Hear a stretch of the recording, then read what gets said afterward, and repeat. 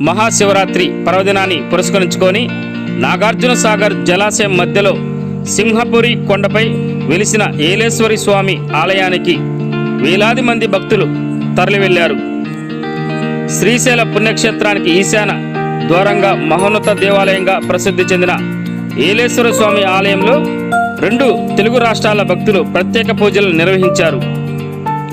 మాచర్ల మండలం అనుపు నుంచి AP tourism ఆధ్వర్యంలో ఏలేశ్వర గట్టుకు ప్రత్యేక లాంచ్ సర్వీసులు నడిపారు. పర్యాటక శాఖకు వచ్చిన ఆదాయం 2,70,000 రూపాయలు ఆదాయం వచ్చిందని పర్యాటక శాఖ సిబ్బంది తెలిపారు.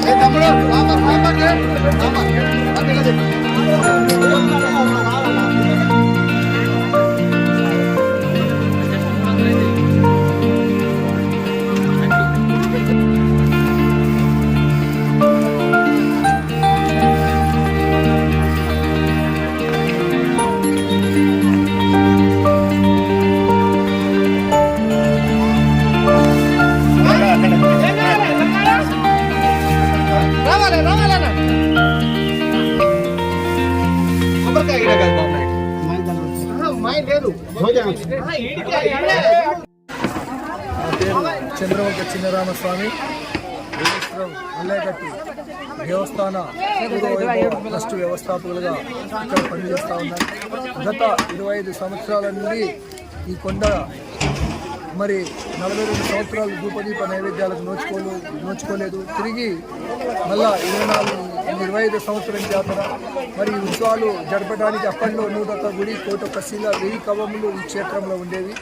మరి పురాతనంగా మరి విరాజిల్లుతున్నటువంటి ఈ క్షేత్రము మరి దక్షిణ కాశీగా మరి ఇక్కడ ఆది మానవుడు కూడా బయలుపడినటువంటి ప్రదేశం.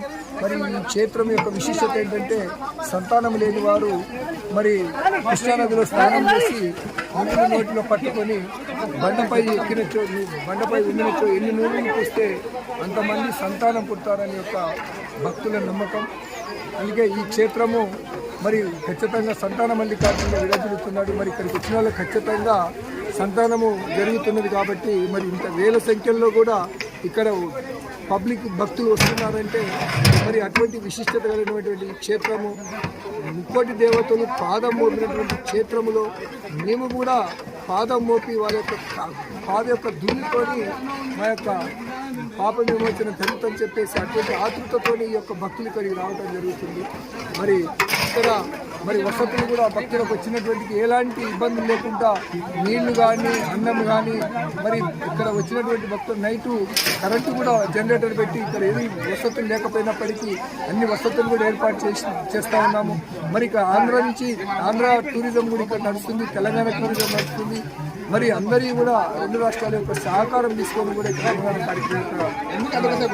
ప్రోగ్రాం నడుస్తుంది. మరి భక్తులు ముందు మంచిగా ఇంకా డెవలప్ కావాలంటే మరి తెలంగాణ గవర్నమెంట్ కూడా స్పందించి ఈ యొక్క కనీస వసతులు కూడా ఏర్పాటు చేసినట్లయితే ఇది మళ్ళా మరో శ్రీశైలము, మరో యాదగిరి గుట్టలాగా కూడా తయారవుతుందని చెప్పేసి విన్నవించుకుంటున్నాను. గవర్నమెంట్ ఇప్పుడైనా స్పందించి మరి పూర్వ వైభవం తీసుకురావడానికి ఈ గవర్నమెంట్ కావాలని చెప్పి నేను ఆశిస్తూ ఉన్నాను.